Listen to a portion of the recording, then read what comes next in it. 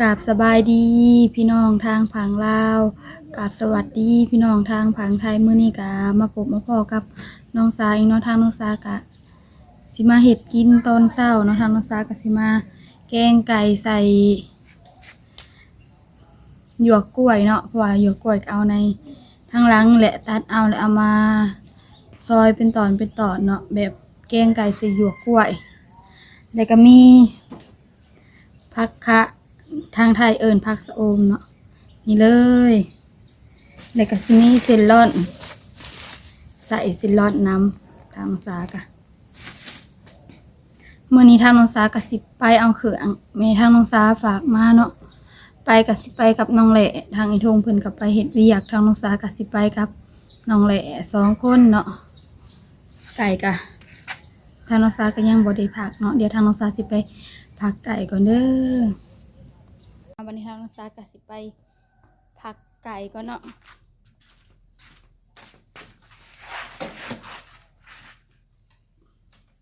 ตัดไก่เป็นตอนเลยนี่เลยเนาะคั่วแล้วแหละทำลงไปมาตัดเป็นตอนเ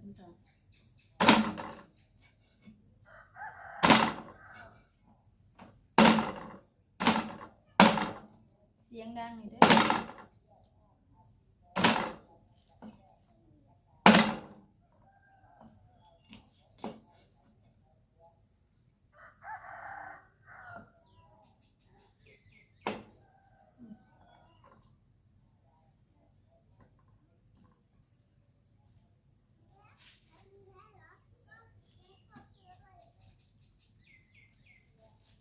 อันนี้ก็มีไส้ไก่เนาะ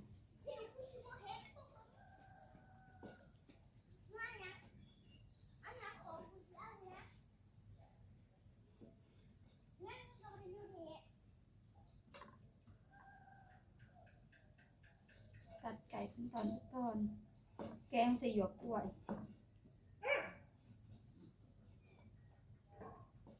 ทางน้องซาก็สิไปเอาของกินที่แม่ทางน้องซาฝากมาเนาะเพิ่นฝากมามื้อนี้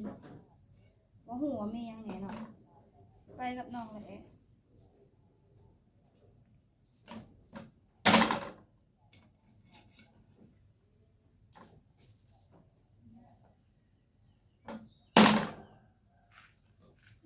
ผมใส่ผงขัวเนาะ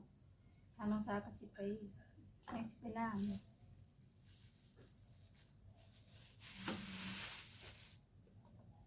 เด้อไก่ตัวหนึ่งเนาะ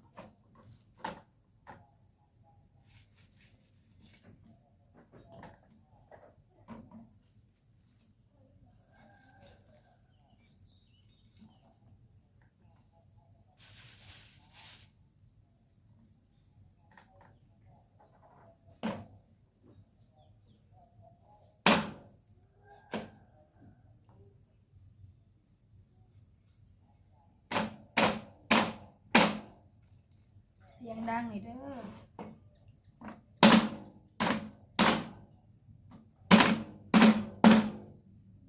ผักอยู่เตียงเนาะเสียงก็เลยดัง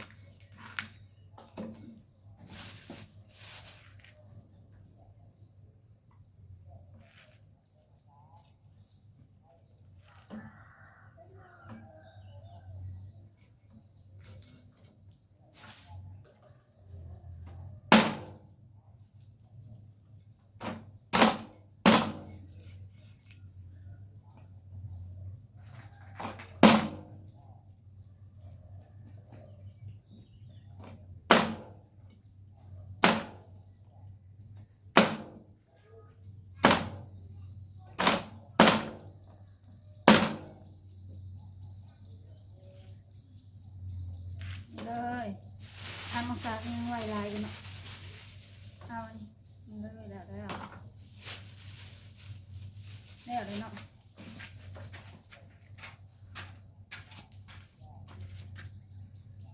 เอามันนี้ทางน้องสาก็จะไปขัวเนื้อไก่ให้มันสุกก่อนเนาะจะเอาน้ำใส่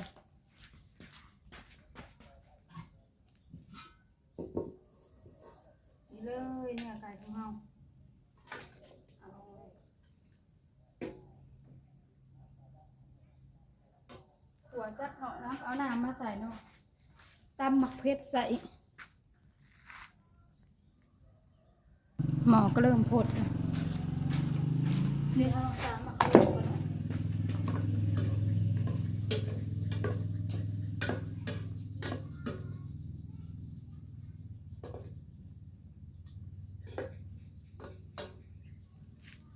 หมอก็เริ่มพดแล้ว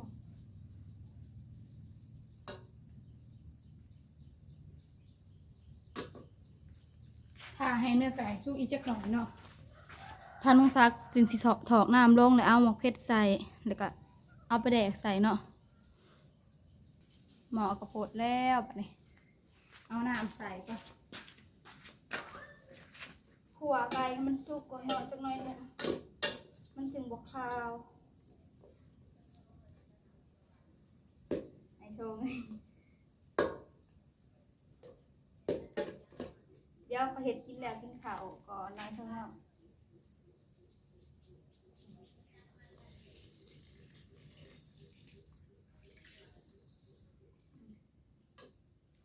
ใส่น้ำลงไปค่ะให้หมอกระโปดตอนทางน้องซ้ายก็จะเอาเครื่องไปปรุงก่อนเนาะใส่มะเขือเขาเบื่อแล้วกับใส่มะขามสักหน่อยนึงให้มันแก้ข้าวเนาะใส่สม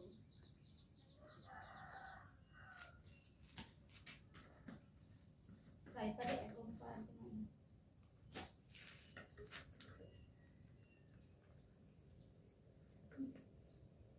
ใส่ปลาแดกลงไปแซ่บๆเลยใส่ปลาแดกลงไป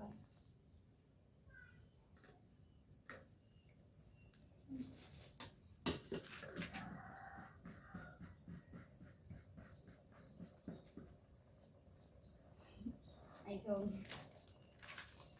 ใส่เป็นนัวลงไปเนาะ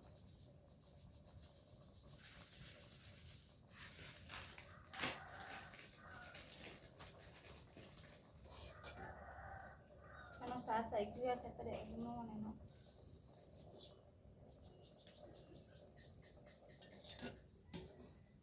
หมอผดแล้วเป็นเพราะว่าถ้าน้องสาเอาส่วนใส่เนาะมันกับสีคนอย่างไรหนึ่งเอาส่วนใส่ให้มันสุกไวๆ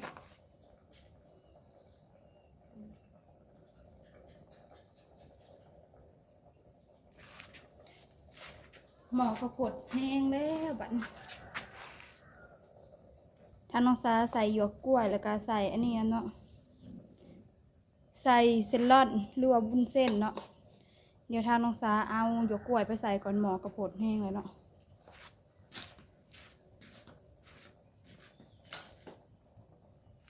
หยวกกล้วยไปใส่เลย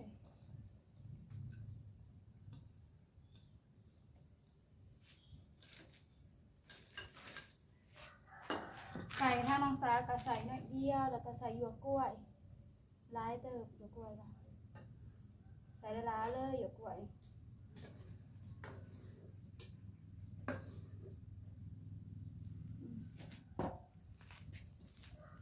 หยวกกล้วยเขาใส่ละล้านะมันกินแสบ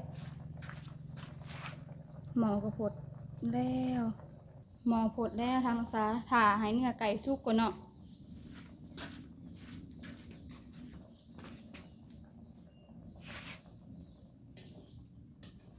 ใส่หยวกกล้วยนั่นเลยแกงไก่ใส่หยวกกล้วยแซ่บ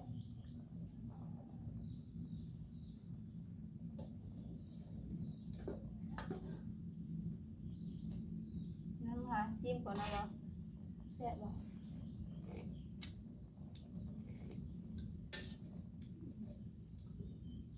เดี๋ยวทางน้องสาเพิ่มเกลือก่อน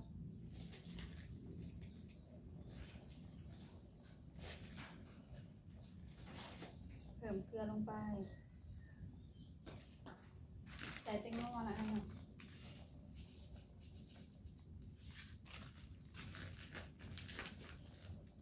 อีกจักหน่อยเนื้อก็จะสุกแล้วทางน้องสาก็สิใส่วุ้นเส้น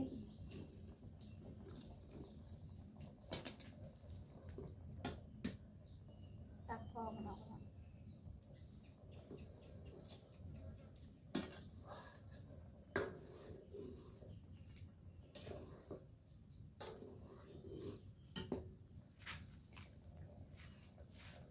เราใส่ส่วนฐานมันลุกไวเนาะใส่ส่วนฐานมันลุกไวเลย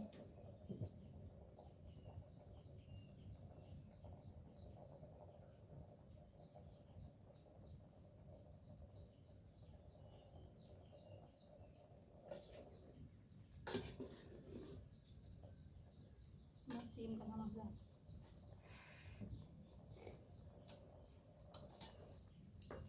แซ่บเนาะ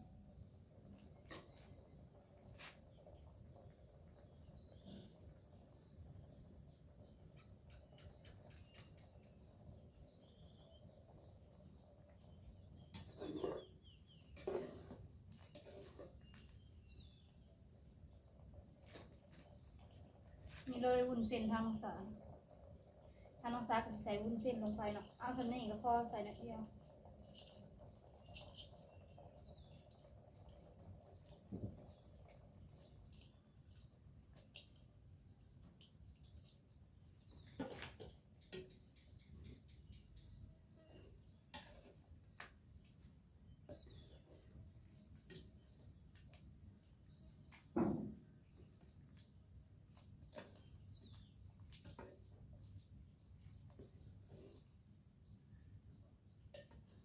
เลยวุ้นเส้นของเรา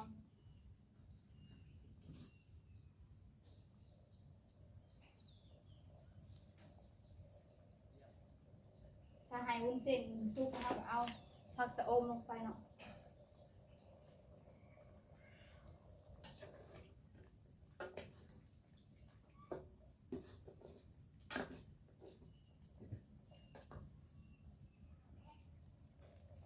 เลยเป็นทางน้องซักเอาวุ้นเส้นทางน้องซักก็จะเอา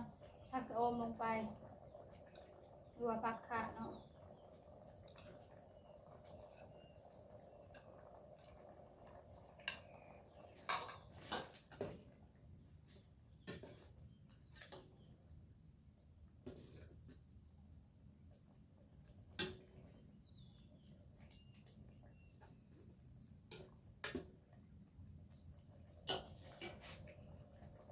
สุกแล้วมันก็ทางน้องซักสิโป่งลงก่อนเนาะ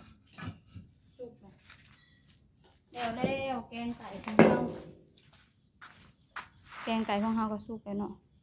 เลยแกงไก่ของเราสีสันหน้าตาแกงไก่นี่เลยเนาะใส่วุ้นเส้นแล้วก็ใส่หยวกกล้วยแซ่บๆเอามันนี่แกงไก่สุกแล้วมาเด้อแม่ซีมากินแกงไก่กับน้องสากินข้าวเช้าทางไอ้ทงเพิ่นกินข้าวแล้วเพิ่นก็ไปเฮ็ดเวียกเนาะทางไอ้ทงเพิ่นกำลังกินข้าวเลยทางน้องสาก็เฮ็ดกินแล้วเลย สบายดีเด้อ กินข้าวมาเด้อแม่ซีกินข้าวน้องสาแกงไก่สีหยวกกล้วยเด้ทงหวานมาเป็นจังได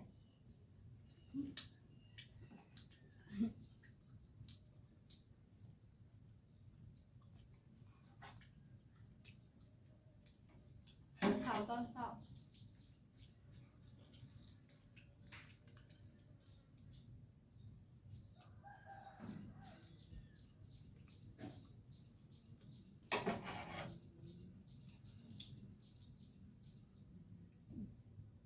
สิร้อนตับ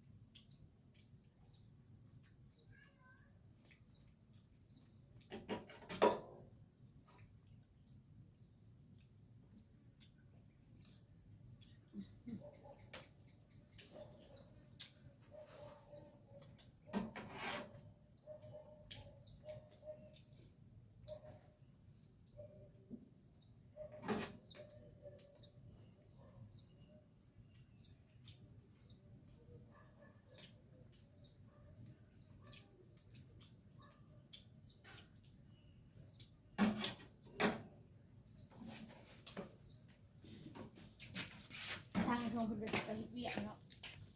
โดยเอามันในห้องซากสิได้จบที่เพียงเท่านี้คือผู้พอกันในคลิปหน้าเด้อกราบขอบคุณทางแม่ซีเบอร์สุคนที่เบิ่งคลิปของน้องสาตั้งแต่ต้นจนจบคือบ่ความโฆษณาทางน้องสาว่าผิดพลาดประการใดก็ต้องขอโทษขออภัยทางแม่ซีเบอร์สุคนทางน้องสาสิขอตัวลาไปเพียงแค่นี้ขอกล่าวคำว่าสบายดีบ๊ายบาย